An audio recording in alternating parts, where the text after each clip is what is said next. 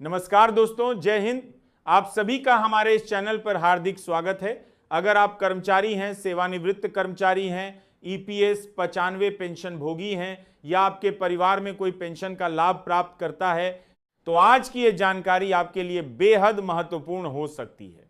Video को अंत तक जरूर देखिए, क्योंकि आज हम किसी अफवाह या अपुष्ट दावे की नहीं, बल्कि ईपीएस 95 पेंशन से जुड़े उन मुद्दों की बात करेंगे जिन पर लंबे समय से देश भर में चर्चा होती रही है।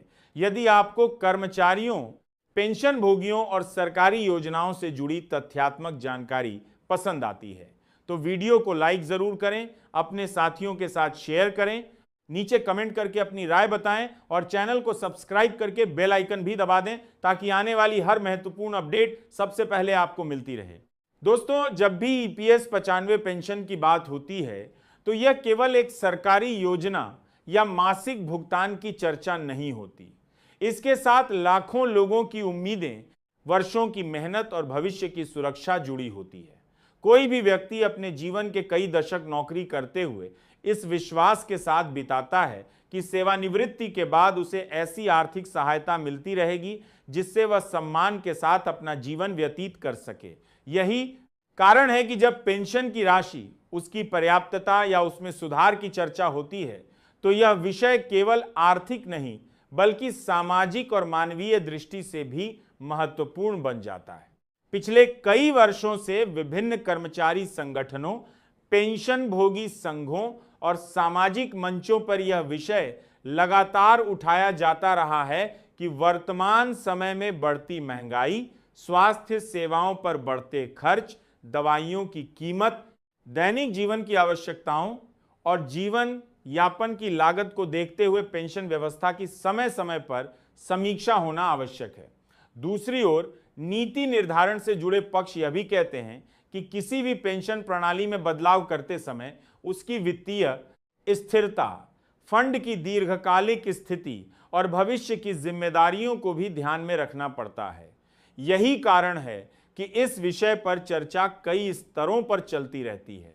आज बहुत से पेंशन भोगियों का कहना है कि उनके मासिक खर्च पहले की तुलना में काफी बढ़ चुके हैं। बिजली, पानी, दवाइयां, अस्पताल, किराया, परिवहन और अन्य आवश्यक वस्तुओं की कीमतों में समय के साथ वृद्धि हुई है।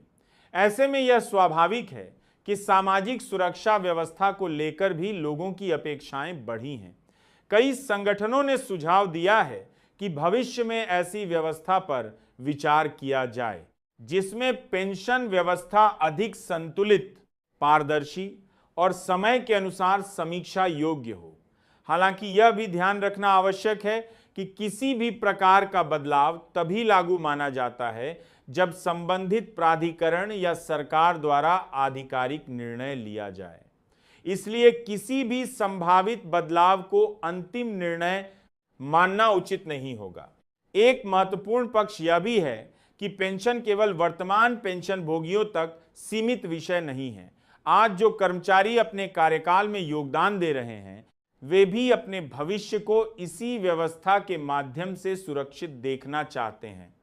इसीलिए पेंशन सुधार पर होने वाली चर्चा आने वाली पीढ़ियों के लिए भी महत्वपूर्ण मानी जाती है।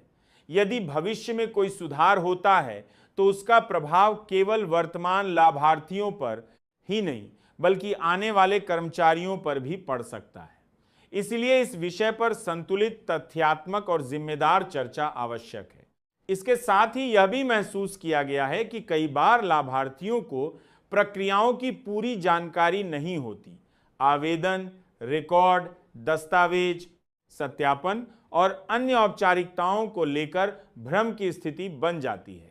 ऐसे में समय पर सही जानकारी उपलब्ध कराना भी उतना ही आवश्यक है जितना किसी आर्थिक सुधार पर चर्चा करना। जब प्रक्रिया स्पष्ट होती है तो लोगों का विश्वास भी मजबूत होता है और अनावश्यक भ्रम भी कम होता है।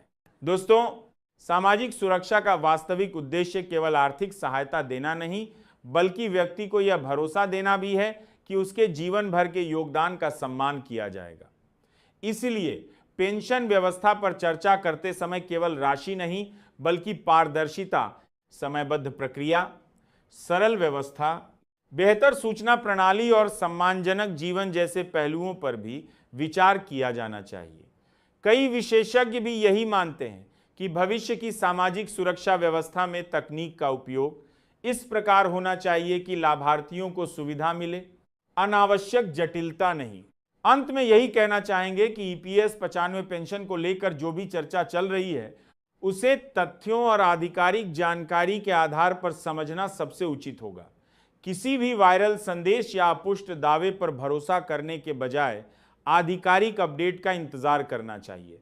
जागरूक रहना, सही जानकारी प्राप्त करना और जिम्मेदारी के साथ अपनी बात रखना ही सबसे बेहतर तरीका है।